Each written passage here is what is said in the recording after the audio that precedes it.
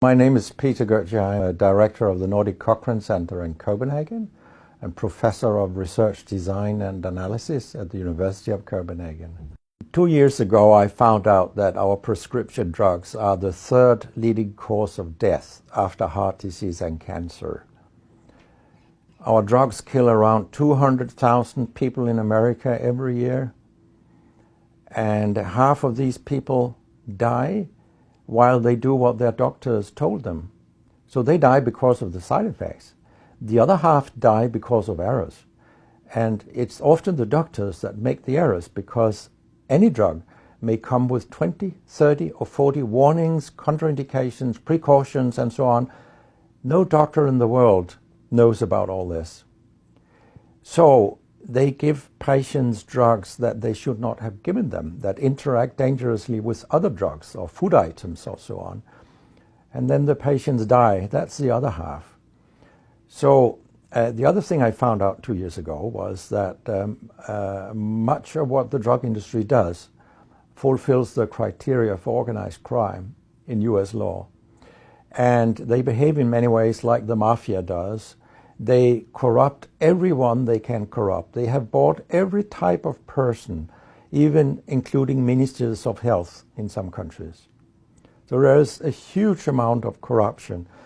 In my country, for example, Denmark, we are regarded as having very little corruption. But yet we have thousands of doctors on industry payroll, although we are just 20,000 doctors. So this is an effective kind of corruption. The drug industry buys the professors first, then chiefs of department, then other chief physicians and so on. They don't buy junior doctors. So when several thousands are on industry payroll, it's really, really bad. And that's why I wrote my book, Deadly Medicines and Organized Crime, How Big Pharma Has Corrupted Healthcare.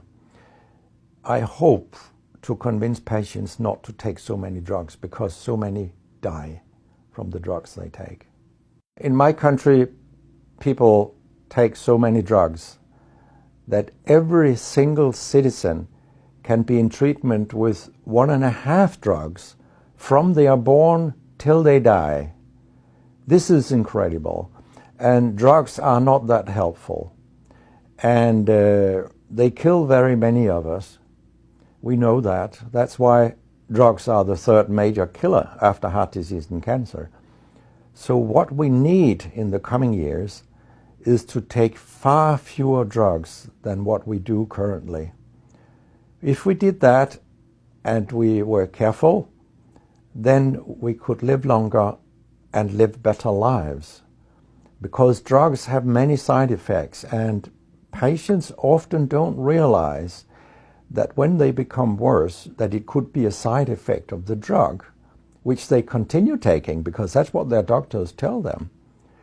So when I was a specialist in internal medicine, what I very often did was that I stopped a lot of drugs, particularly in elderly people, and it's quite revealing to see a bedridden elderly person come into your ward, and when you stop the drugs, I mean, that person becomes many years younger. And many of these drugs affect the brain, and old people tolerate that very, very badly. They fall, and when they break a hip, 1/4 of them die. And for example, antidepressant drugs are used in more than 10% of our elderly. And they seem to kill 3% of them every year. I mean, if 100 old people take an antidepressant for 1 year, 3% of them will die because they fall and break their hip. This is a huge death rate. So a lot of other drugs than antidepressants also make people fall and kill them. And they may affect your cognition, your memory, and all these things. And then they interact in ways that we know almost nothing about. Very many elderly, they take more than 5 drugs a day, and we actually don't know how these drugs interact with each other. What we do know is that all drugs have many effects in the body, and some of them interact also in their metabolism. so that you can get a too high concentration of a drug if you take other drugs simultaneously. So we make a lot of harms that we don't even recognize. I have a pretty colorful collection of things people have called me during all these years. And sometimes journalists have asked me, why do you always look up controversy? And my reply is, I don't. Controversy looks me up. Because it's not popular to tell the truth in healthcare. You will get a lot of enemies, because a lot of people make money on false premises, doctors and industry alike. And our drug regulators and our politicians, they are on board on this wagon.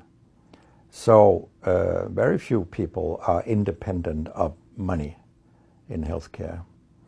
And of course, I have attacked a lot of holy cows during my career, and people have screamed loudly. In a French journal, I was called a statistical masturbist because I showed with statistics that mammography screening didn't work and things like that.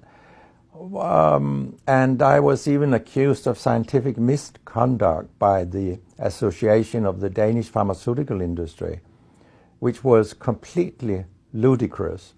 It was harassment from beginning to end. They came with vague arguments that we cannot recognize the conclusions in your study, and they could have come up with numbers and said, these numbers are wrong. They didn't do anything. It was only harassment. It lasted 18 months, I think, the whole thing. And then when we were acquitted, I made sure that this nasty behavior was described in the British Medical Journal.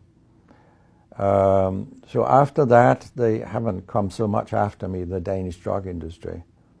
And when my book about organized crime came out, they just lied about it, as they always do, that my examples were old, they went back 90 years and so on.